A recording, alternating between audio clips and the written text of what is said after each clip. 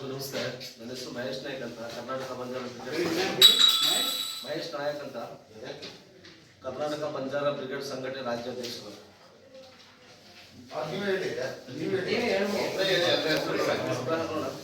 ನಾಗೇಂದ್ರ ಪ್ರಸಾದ್ ಅಂತ ಹೇಳಿ ದಲಿತ ಹೋರಾಟಗಾರರು, ಮುದಾಸಿರ್ ಪಾಷಾ ಅಂತ ಹೇಳಿ ಮುಸ್ಲಿಂ ಮುಖಂಡರು, ಮುದಾಸಿರ್ ಪಾಷಾ, ಗಣೇಶ್ ಅಂತ ಹೇಳಿ ದಲಿತ ಪರ ಹೋರಾಟಗಾರರು, ಕನ್ನಡ ಚಳವಳಿ ಹೋರಾಟಗಾರರು.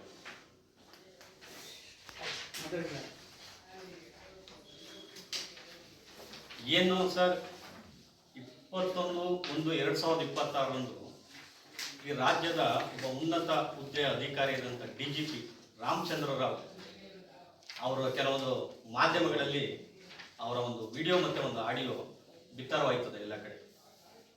ಅದನ್ನು ಸರ್ಕಾರ ಮೊದಲನೇ ಹಂತದ ತನಿಖೆಯನ್ನೇ ಮಾಡ್ದೇನೆ ಅವ್ರನ್ನ ಏಕಿ ಅಮಾನತ್ತಲ್ಲಿ ಇಡ್ತಾರೆ. ಕಾರಣ ಏನು ಅಂತ ಗೊತ್ತಿರಲ್ಲ. ಈಗ ನಿಮಗೆ ಗೊತ್ತಿರೋಂಗೆ ಎಲ್ಲ ಕಡೆನೂ ಆಡಿಯೋ ವಿಡಿಯೋ ಯಾರ ಮುಖ ಬೇಕಾದ್ರೆ ಯಾರು ಬದಲಾವಣೆ ಮಾಡಿ ವಿಡಿಯೋ ಮಾಡ್ಬೋದು, ಆಡಿಯೋ ಮಾಡ್ಬೋದು. ನಾವು ರಾಮಚಂದ್ರರಾವ್ ತಪ್ಪು ಮಾಡಿದಾರೋ ಬಿಟ್ಟಿದಾರೋ ಅದು ನೆಕ್ಸ್ಟು. ಈ ಸರ್ಕಾರ ಮೊದಲನೇ ಹಂತದ ತನಿಖೆನೇ ಮಾಡ್ದೇನೆ, ಸರ್ಕಾರದ ಯಾವುದೇ ವರದಿಗಳನ್ನು ತರಿಸ್ಕೊಳ್ದೇನೆ ಏಕೆ ಅಮಾನತ್ತಲ್ಲಿ ಇಟ್ಟಿರೋದು ಇದು ಸರ್ಕಾರ ದಲಿತ ಪರ ವಿರೋಧಿ ಎಂಬುದು ಸಾಬೀತಾಗಿದೆ. ಹಿಂದೆ ಕೂಡ ಎಷ್ಟೋ ಜನ ಅಧಿಕಾರಿಗಳಿದ್ದಾರೆ ತಪ್ಪು ಮಾಡಿದ್ದಾರೆ, ಆದರೆ ಅವ್ರು ಯಾರನ್ನೂ ಕೂಡ ಅಮಾನತ್ತಲ್ಲಿ ಇಡಲಿಲ್ಲ. ಅವ್ರ ಮೇಲೆ ವರದಿ ತರಿಸ್ಕೊತೀವಿ, ಮೊದಲನೇ ಹಂತದ ತನಿಖೆ ಮಾಡ್ತೀವಿ, ಆಮೇಲೆ ಅವ್ರ ಮೇಲೆ ಕ್ರಮ ತಗೋತೀವಿ ಅಂತ ಹೇಳಿದ್ದಾರೆ. ಆದರೆ ಅದು ಯಾವುದೇ ರೀತಿ ಅವ್ರಿಗೆ ಯಾವುದೇ ರೀತಿ ಶಿಕ್ಷೆನೂ ಆಗಿಲ್ಲ, ಆರೋಪಿ ಅಂತಲೂ ಸಾಬೀತು ಮಾಡಲಿಲ್ಲ. ಆದರೆ ಈ ರಾಜ್ಯದ ಉನ್ನತ ಹುದ್ದೆಯಲ್ಲಿರುವಂಥ ರಾಮಚಂದ್ರ ರಾವ್ ಒಬ್ಬರು ದಲಿತರು ಅನ್ನೋ ಒಂದು ಕಾರಣಕ್ಕೋಸ್ಕರ ಅವ್ರನ್ನ ಏಕೆ ಅಮಾನತ್ತಲ್ಲಿ ಇಟ್ಟಿರ್ತಾರೆ. ಇದು ಸರ್ಕಾರ ಎಷ್ಟು ಮಟ್ಟಿಗೆ ಸರಿ? ಸಿದ್ದರಾಮಯ್ಯ ಒಂದು ಮಾಧ್ಯಮದಲ್ಲಿ ಏನು ಹೇಳ್ತಾರೆ, ಈ ರಾಜ್ಯದ ಮುಖ್ಯಮಂತ್ರಿ ವರದಿ ತರಿಸ್ಕೊತೀನಿ ಅವ್ರ ಮೇಲೆ, ನಂತರ ಅವ್ರ ಮೇಲೆ ಕ್ರಮ ತಗೋತೀನಿ ಅಂತ ಹೇಳ್ತಾರೆ. ಆದರೆ ಅವರು ಯಾವ ಸರ್ಕಾರದ ವರದಿ ಕೂಡ ತರಿಸ್ಕೊಳ್ಳೋದಿಲ್ಲ, ಪ್ರಥಮ ಹಂತದ ತನಿಖೆನೇ ಮಾಡ್ದೇನೆ ಏಕೆ ಅವ್ರನ್ನ ಅಮಾನತ್ತಲ್ಲಿ ಇರ್ತಾರೆ. ದಯಮಾಡಿ ಹಾಗಾಗಿ ಈ ರಾಜ್ಯಕ್ಕೆ ನಾನು ಏನು ಹೇಳಕ್ಕೆ ಇಷ್ಟಪಡ್ತೀನಿ ಮುಖ್ಯಮಂತ್ರಿ ಅವರಿಗೆ ಅಂತ ಹೇಳಿದ್ರೆ, ಅವ್ರ ಮೇಲೆ ಪ್ರಥಮ ಹಂತದ ತನಿಖೆ ಮಾಡಿ, ನಾನು ಬೇಡ ಅಂತ ಹೇಳೋದಿಲ್ಲ. ಅದರಲ್ಲಿ ಅವ್ರ ಆರೋಪಿ ತಪ್ಪಿತಸ್ಥರು ಅಂತ ಏನಾದ್ರು ಗೊತ್ತಾದ್ರೆ ಅವ್ರ ಮೇಲೆ ಕ್ರಮ ತಗೊಳ್ಳಿ. ಯಾವ ವರದಿ ಕೂಡ ತರಿಸ್ಕೊಳ್ದೇನೆ ಯಾವುದೇ ರೀತಿಯಾದಂಥ ಪ್ರಥಮ ಹಂತದ ತನಿಖೆನೇ ಮಾಡ್ದೇನೆ ಅವ್ರನ್ನ ಅಮಾನತ್ತಲ್ಲಿ ಇಟ್ಟಿರೋದು ಬಹಳ ನೋವಿನ ಸಂಗತಿ ಇದು. ಹಾಗಾಗಿ ಈಗ ಅವರು ಅಮಾನತ್ ಮಾಡಬಾರ್ದಾಗಿತ್ತು ಅಂತ. ಹೌದು ಸರ್, ಅಮಾನತ್ತಲ್ಲಿ ಇಟ್ಬಾರ್ದು. ವಿಡಿಯೋ ಅವೆಲ್ಲ ಫೇಕ್ ಅಂತ ನೀವು ಹೇಳೋದು. ಹೌದು ಸರ್, ಈಗ ವಿಡಿಯೋ ಅವೆಲ್ಲ ಫೇಕ್. ಹೌದು ಸರ್, ಅದನ್ನ ಪ್ರಥಮ ಹಂತದ ತನಿಖೆ ಮಾಡಲಿ ಸರ್. ಅದ್ರಲ್ಲಿ ಅವ್ರು ತಪ್ಪಿತಸ್ಥರು ಮಾಡ್ತಾರಲ್ಲ ಪ್ರಥಮ ಹಂತದ ತನಿಖೆ. ಇಲ್ಲ ಮಾಡಿಲ್ಲ ಸರ್, ಈಗ ಮಾಡ್ದೇನೆ ಅಮಾನತ್ತಲ್ಲಿ ಇಟ್ಬಿಟ್ಟಿದ್ದಾರೆ. ಅಮಾನತ್ತಲ್ಲಿ ಇಟ್ಟು ಈಗ ತನಿಖೆ ಮಾಡ್ತಾರೆ. ಹಿಂದೆ ಆದಂತ ಸರ್, ಹಿಂದೆ ಇದೇ ರೀತಿಯಾದಂತ IPS ಆಫೀಸರ್ಗಳು ಈ ತರ ಎಲ್ಲ ಬರಬಾರ್ದು ಕಣ್ರಿ. ಗೊತ್ತಾಯ್ತು ಸರ್, ಇದು ನಿಮ್ಗೂ ಒಳ್ಳೇದಲ್ಲ. ಅಲ್ಲ ನಾನು ಹೇಳ್ತೀನಿ, ಹೇಳಿದ್ದು ಗೊತ್ತಾಯ್ತು ಹೇಳ್ರಿ. ಯಾವುದೇ ಒಂದು ವಿಡಿಯೋ ಆಗ್ಲಿ ಯಾವ್ದಾರು ಆಗ್ಲಿ ಮೇಲ್ ಅಲ್ಲಿರೋದು ಅವರೇ DGP ರಾಮಚಂದ್ರ ಅಲ್ಲಿರೋದು ಸರ್. ಅದನ್ನು ನಾನು ಹೇಳ್ತೀನಿ ಕೇಳಿ ಸರ್. ಹೌದು ಅವರೇ ರಾಮಚಂದ್ರ ಅವರೇ.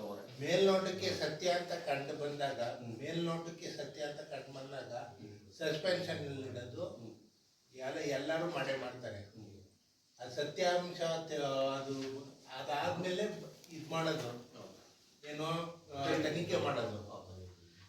ಆಯ್ತು ಸರ್, ಹಿಂದೆ ಈ ರಾಜ್ಯದ IPS ಆಫೀಸರ್ ಎಲ್ಲಾರ್ದು ಆರೋಪ ಸಾಬೀತಾದ್ಮೇಲೆ ಶಿಕ್ಷೆ ಕೊಡಿ ಅನ್ನೋದಾದ್ರೆ ಯಾರು ನೀವು ಸಸ್ಪೆಂಡ್ ಮಾಡಂಗಿಲ್ಲ, ಏನು ಮಾಡಂಗಿಲ್ಲ. ನಾನು ಅದನ್ನ ಹೇಳ್ತೀನಿ ಸರ್. ಈಗ ಇದೇ DJ ಆಗಿದ್ದಂತ ಓಂ ಪ್ರಕಾಶ್ ಒಂದು ಲೈಂಗಿಕ ದೌರ್ಜನ್ಯದಲ್ಲಿ ಒಬ್ಬ ಅಮ್ಮ ಹೋಗ್ತಾರೆ, ಆ DJ ಆಫೀಸ್ ಮುಂದೆ ಪ್ರತಿಭಟನೆ ಮಾಡ್ತಾರೆ, ಅವ್ರ ಮನೆ ಬಾಗಿಲು ಹೋಗಿ ಒದಿತಾರೆ. ಹಾಗೆ ಯಾಕೆ ಅಮ್ಮನತ್ತಲ್ಲಿ ಇಡ್ಲಿಲ್ಲ ಸರ್ ಅವ್ರನ್ನ? ದೌರ್ಜನ್ಯಕ್ಕೂ ಪಿಕ್ಚರ್ಗೂ ವಿಡಿಯೋಗಳಿಗೂ ವ್ಯತ್ಯಾಸಗಳಿವೆ. ಇತ್ಯಾದಿಗಳು ಯಾರೋ ಒಬ್ರು ನಿಮ್ಮ ಹತ್ರ ಹೋಗ್ಬಿಟ್ಟು ನಿಮ್ಮ ವಿರುದ್ಧ ದೂರು ಕೊಟ್ಬಿಟ್ರೆ ಲೈಂಗಿಕ ದೌರ್ಜನ್ಯ ಮಾಡೋರು ಏನ್ ಮಾಡ್ರು, ಅವಾಗ ನಿಮ್ಮನ್ನ ಸಸ್ಪೆಂಡ್ ಮಾಡಲ್ಲ. ಇದು ಕ್ಲಿಯರ್ ಆಗಿ ಪಿಕ್ಚರ್ ಅಲ್ಲಿ ಅವ್ರ ಆಫೀಸಲ್ಲೇ ಗೊತ್ತಾಗಿದೆ. ಚೇಂಬರ್ ಅಲ್ಲಿ ನಡೆದಿರೋಂಥದ್ದು, ಚೇಂಬರ್ ಅಲ್ಲಿ ನಡೆದಿರೋದು ಕಂಡು ಬಂದಾಗ ಸತ್ಯ, ಮೇಲ್ನೋಟಕ್ಕೆ ಸತ್ಯ, ಪ್ರಾಥಮಿಕ ಹಂತದಲ್ಲಿ ಸತ್ಯ ಅಂತ ಗೊತ್ತಾಗಿ ಇದ್ ಮಾಡೋದು. ಸ್ವಲ್ಪ ತಿಳ್ಕೊಂಡು ಮಾತಾಡ್ಬೋದು. ಹೇಳ್ತೀನಿ ಸರ್. ಅದು ಸರ್, ಈಗ ಅವ್ರೇನ್ ಹೇಳ್ತಾರೆ, ರಾಮಚಂದ್ರ ಅವ್ರು ಏನ್ ಹೇಳ್ತಾರೆ, ಅವ್ರೇನ್ ಹೇಳ್ತಾರೆ ಅಂದ್ರೆ, ನಾನು IPS ಆಫೀಸರ್ ಆಗಿದ್ದಾಗ ಕೆಲವೊಂದು ಒಳ್ಳೆ ಕೆಲಸಗಳನ್ನು ಕೂಡ ನಾನು ಮಾಡ್ಕೊಟ್ಟಿದ್ದೀನಿ. ಆಗ ಎಷ್ಟೋ ಜನ ನನ್ನ ಕಾಲ್ಗೂ ಕೂಡ ಬಿದ್ದವ್ರೆ. ಆ ಕಾಲಿಗೆ ಬೀಳುವಂತ ಸಂದರ್ಭದಲ್ಲಿ ಈ ತರ ಆಡಿಯೋ ವಿಡಿಯೋ ಏನೋ ತಿರ್ಚಿದ್ದಾರೆ ಅಂತ ಅವ್ರು ಹೇಳ್ತಾರೆ. ಈ ಕಾಲಿಗೆ ಬೀಳ್ತಾರೆ ಅನ್ನೋದ್ರೆ ಅವನು ಸಾಗ ಇದ್ ಮಾಡ್ಲಿ ಬಿಡ್ರಿ, ಆಮೇಲೆ ಅದನ್ನ ಇವ್ರು ಆಮೇಲೆ ಮಾಡ್ಲಿ ಬಿಡ್ರಿ. ಅವ್ರ ಹಿಂದೆ ಅವ್ರ ಮಗಳೇ ಎಂತವ್ರು ಅಂತ ಗೊತ್ತು, ಅಪ್ಪನೇ ಸಪೋರ್ಟ್ ಮಾಡ್ತಾ ಅನ್ನೋದೆಲ್ಲ ತನಿಖೆಯಲ್ಲಿ ಬಂದೈತೆ. ಇದ್ ಮಾಡಿಲ್ಲ ಅಂತ ಯಾವ ಯಾವ ಇದ್ರ ಮೇಲೆ ಆಯ್ತು ಸರ್, ಇನ್ನೊಂದು ಉದಾಹರಣೆ ಕೊಡ್ತೀನಿ ಸರ್. ಇದೇ ಒಬ್ರು IPS ಆಫೀಸರ್ ಆದಂತವ್ರು ಸರ್ ಒಬ್ರು. ಇವೆಲ್ಲ ಅಲ್ಲ ಲಾಟ್ರಿ ಹಗರಣದಲ್ಲಿ ಅವ್ರು ಸಿಗಾಕತ್ತಾರೆ ಸರ್. ಆದ್ರೆ ಅವ್ರ ಅಮಾನತಲ್ಲಿ ಇರೋದಿಲ್ಲವಲ್ಲ ಸರ್. ನಾವೇ ಹೇಳ್ತೀವಿ ವಿಡಿಯೋನ ಸರ್. ನಿಮ್ಮ ರಾಮಚಂದ್ರ ಒಪ್ಕೋತಾರೆ 10 ವರ್ಷದ ಹಿಂದೆ ನಡೆದಿರ್ಬೋದು ಇದು ಅಂತ, ಅದಕ್ಕಿಂತ ಸಾಕ್ಷಿ ಬೇಕಾ? ಜಾತಿ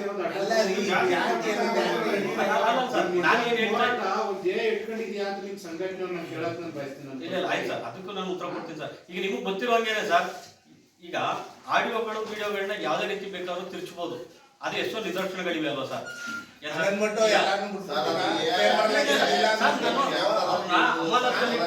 ಅಮಾನತಲ್ಲಿದ್ದರೆ ಎನ್ಕ್ವೈರಿ ಮಾಡ್ಲಿ ಸರ್. ಅವ್ರು ತಪ್ಪಿತಸ್ಥರು ಅಂತ ಆದ್ರೂ ಶಿಕ್ಷೆ ಸರ್. ಅಮಾನತಲ್ಲಿ ಇಟ್ಟು ಮಾಡ್ತಾ ಇದ್ದಾರೆ. ಇನ್ನೇನ್ ಮಾಡ್ತಾರೆ ಸರ್? ಅವ್ರ ಅಧಿಕಾರದಲ್ಲಿದ್ದಾಗ ಸಾಕ್ಷಿಗಳನ್ನ ನಾಶ ಮಾಡಲ್ಲ ಅವರು. ಯಾರು ಸರ್?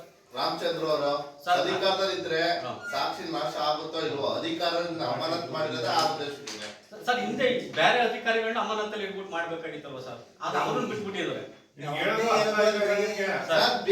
ಸಿಗ್ಬೇಕಲ್ವಾ? ಒಂದ್ ಆರೋಪಕ್ಕೂ ಒಂದು ವಿಡಿಯೋ ಸಿಗಕ್ಕೂ ವ್ಯತ್ಯಾಸ ಇಲ್ವಾ? ಗೊತ್ತಾಯ್ತು ಸರ್. ಈಗ ಅವ್ರೇನ್ ಹೇಳ್ತಾರೆ, ಈ ವಿಡಿಯೋ ಏನಿದೆ AI ತಿರ್ಚಿದ್ದಾರೆ. ಅವ್ರು ಹೇಳ್ತಾರೆ ಕಳ್ಳ ನಾನು ಕದ್ದಿದ್ದೀನಿ ಅಂತ ಒಪ್ಕೋತಾನ. ನಾನೇನ್ ಹೇಳಕ್ ಬಯಸ್ತೀನಿ ಅಂತ ಹೇಳಿದ್ರಿ, ನೀವು ಎಜುಕೇಟೆಡ್ ತರ ಕಾಣಿಸ್ತಿದ್ದೀರಿ, ಎಜುಕೇಟೆಡ್ ತರ ಮಾತಾಡ್ಬೇಕು, ಅನ್ಎಜುಕೇಟೆಡ್ ತರ ಮಾತಾಡ್ಬಾರ್ದು. ಯಾವುದೇ ಒಂದು ಪ್ರಕರಣದಲ್ಲಿ ಮೇಲ್ನೋಟಕ್ಕೆ ಸತ್ಯ ಅಂತ ಕಂಡು ಬಂದಾಗ ಸಸ್ಪೆಂಡ್ ಅಲ್ಲಿ ಇಟ್ಟು ತನಿಖೆ ಮಾಡ್ತಾರೆ. ಆದ್ರೆ ಯಾರೋ ಒಬ್ರು ದೂರ ತಗೊಂಡೋಗಿ ಇವ್ರು ನನ್ನ ಮೇಲೆ ಲೈಂಗಿಕ ದೌರ್ಜನ್ಯ ಮಾಡಿದ್ದಾರೆ ಅಂದ್ರೆ ಸಸ್ಪೆಂಡ್ ಮಾಡಲ್ಲ, ಎನ್ಕ್ವೈರಿ ಮಾಡ್ತಾರೆ.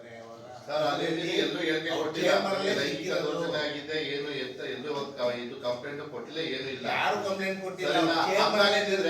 ಆ ಲೇಡಿ ಆದವಳು ಸುಮ್ನೆ ನನ್ನ ಮೇಲೆ ಈ ತರ ಬೇಕು ಅಂತಾನೆ ಕೆಲವು ವ್ಯಕ್ತಿಗಳು ನನ್ನ ತೇಜೋವಧೆ ಮಾಡ್ತಿದ್ರಂತೆ. ಆ ಹುಡುಗಿ ಕಂಪ್ಲೇಂಟ್ ಕೊಡ್ಬೋದಾಗಿತ್ತು.